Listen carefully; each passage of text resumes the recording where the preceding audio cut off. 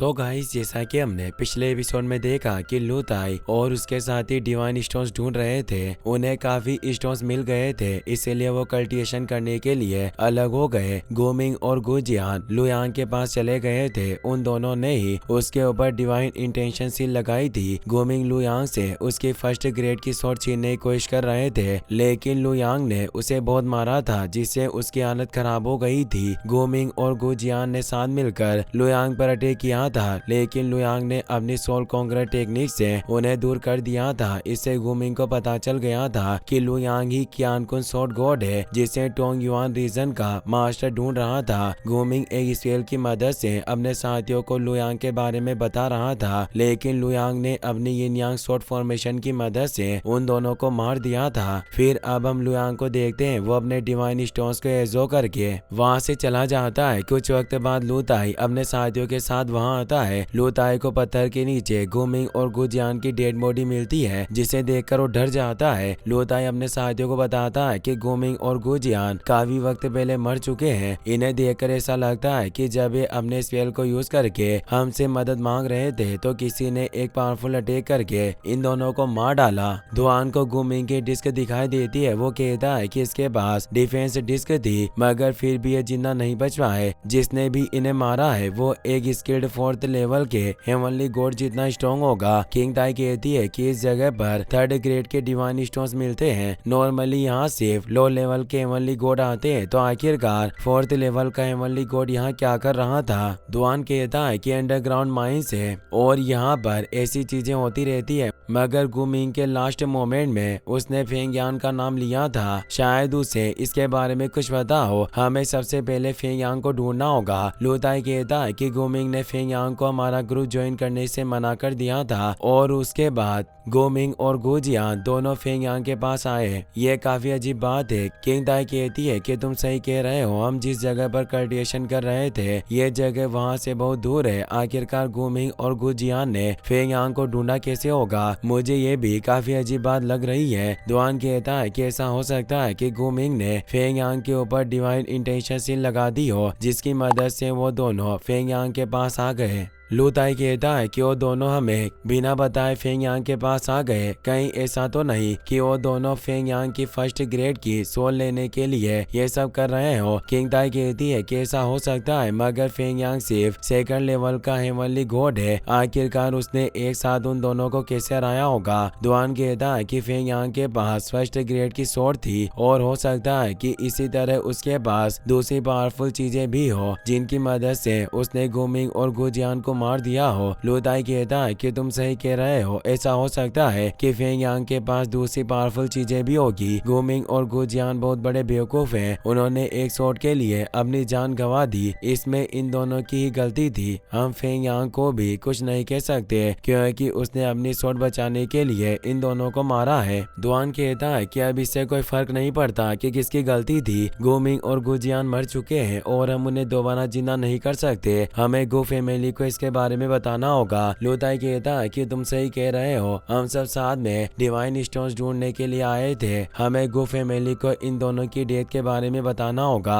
क्या तुम क्यान ल्यू सिटी में जाकर सब लोगों को गुमिंग और गुजियान की डेथ के बारे में बता सकते हो। दुआन कहता है कि मैं फोर्थ लेवल का हेवनली गॉड बने बिना अंडरग्राउंड माइन से बाहर नहीं जाऊंगा, पर तुम फिक्र मत करो, हम फ्लाइंग स्वॉर्ड की मदद से गो फैमिली को एक मैसेज भेज देंगे, जिससे उन्हें गुमिंग और गुजियान की डेथ के बारे में पता चल जाएगा। लू ताई कहता है कि तुम सही कह रहे हो, हम फ्लाइंग स्वॉर्ड की मदद से उन्हें इन्फॉर्म कर देते हैं और डिवाइन स्टोन्स ढूंढकर अपने कल्टिवेशन पर ध्यान देते हैं। फिर हम लुयांग को देखते हैं, वो अंडरग्राउंड माइन के सेंटर की तरफ जा रहा था। वो सोचता है कि मैंने गुमिंग और गुजियान को मार दिया है, तो अब गु फैमिली के मिडिल लेवल के हेवनली गॉड मुझे मारने के लिए जरूर आएंगे। मुझे अभी कुछ वक्त के लिए उनसे दूर रहना है, ताकि मैं अपने कल्टिवेशन पर ध्यान दे सकूं। अभी मेरे पास 7000 से भी ज्यादा डिवाइन स्टोन्स हैं। इतने स्टोन्स की मदद से मैं 10 साल तक कल्टिवेशन कर सकता हूँ। अंडरग्राउंड माइन बहुत ही ज्यादा बड़ी है और यहाँ बहुत सारी केव्स है। गु फैमिली के लोगों को लगेगा कि मैं माइन से चला गया हूँ, पर मैं यहीं रुककर कल्टिवेशन करूंगा, और मुझे पूरा भरोसा है कि वो मुझे माइन के अंदर नहीं ढूंढेंगे। लुयांग एक केव के अंदर चला जाता है और अपने डिवाइन स्टोन्स को एक्टिवेट करके कल्टिवेशन करने लगता है। कुछ वक्त में उसका कल्टिवेशन पूरा हो जाता है, इसीलिए वो आगे बढ़ जाता है। है। आगे जाकर उसे कुछ डिवाइन स्टोन्स मिलते हैं तो उन्हें एजो कर लेता है। तभी वो स्पेल एक्टिवेट हो जाता है जो लू ताई ने उसे दिया था। उसमें लू ताई कहता है कि मैं 4th लेवल के sky demon black water mistake Python के साथ फंस गया हूँ और उस पाइथन ने हमारे ऊपर अटैक कर दिया है, इसीलिए हमें तुम्हारी मदद की जरूरत है। इसके साथ यहाँ एक पेनेसिस भी है। ये सब सुनकर लुयांग कहता है कि उन 5 हेवनली गॉड में से लू ताई सबसे अच्छा था, शायद वो किसी दूसरे साथी से मदद नहीं ले सकता, इसीलिए वो मुझे मदद के लिए बुला रहा है। मुझे उसकी मदद करने के लिए जाना ही होगा। लुयांग तेजी से लू ताई के पास जाता है। वहाँ लू ताई ने एक शील्ड बनाई हुई थी और वो ब्लैक वाटर मिस्टिक पाइथन उसकी शील्ड पर अटैक कर रहा था, जिससे लू ताई की हालत खराब हो गई थी और उसके मुंह से ब्लड आने लगता है। तभी लुयांग वहाँ जाता है। उसे देखकर ब्लैक पाइथन शील्ड पर अटैक करना बंद कर देता है। वहाँ एक लोटस था। उसे देखकर जिंगमू कहते हैं कि यह लोकली ग्रोन स्टार लोटस है। ये 20,000 साल पुराना है और ये बहुत ही ज्यादा खास है। लुयांग पूछता है कि क्या इसका यूज करके मैं ब्रेक थ्रू कर सकता हूँ। एन्यू बताते हैं कि जो पेनेसिस 10,000 साल पुरानी होती है उनकी मदद से लो लेवल के हेवनली गॉड ब्रेक थ्रू कर सकते हैं और जो पेनेसिस 20,000 साल पुरानी होती है वो मिडल लेवल के हेवनली गॉड को ब्रेक थ्रू करने में मदद करती है।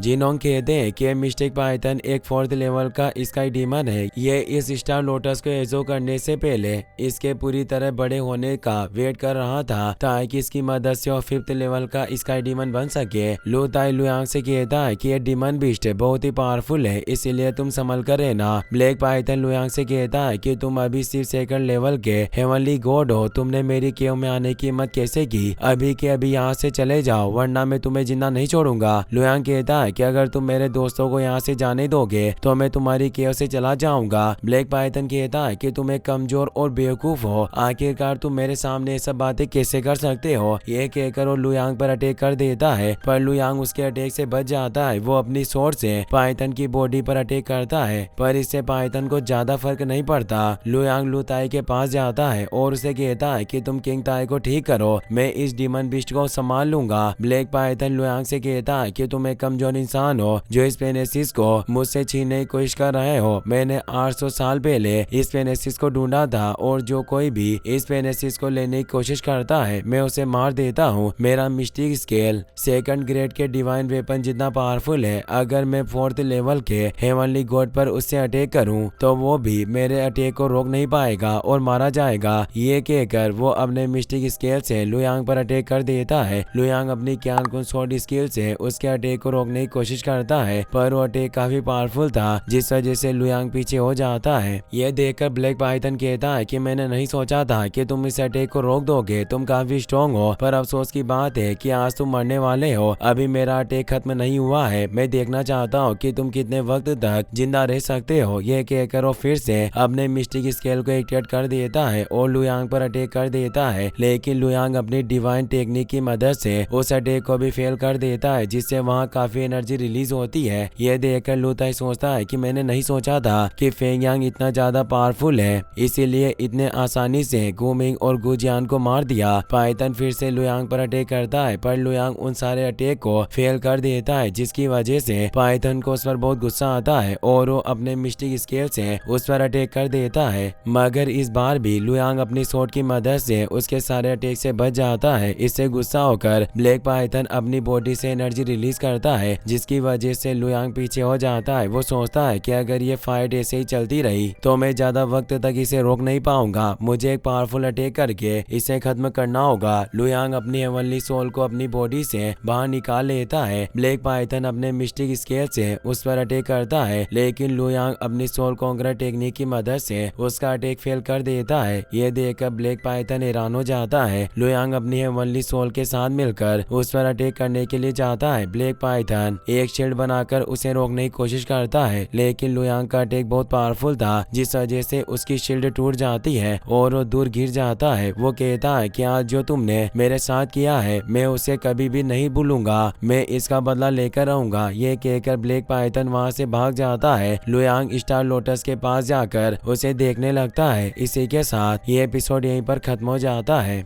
गाइस, अगर आपको वीडियो पसंद आया हो तो इस वीडियो को लाइक करने के साथ साथ चैनल को सब्सक्राइब जरूर कर लेना। मिलते हैं नेक्स्ट वीडियो में। Thanks for watching.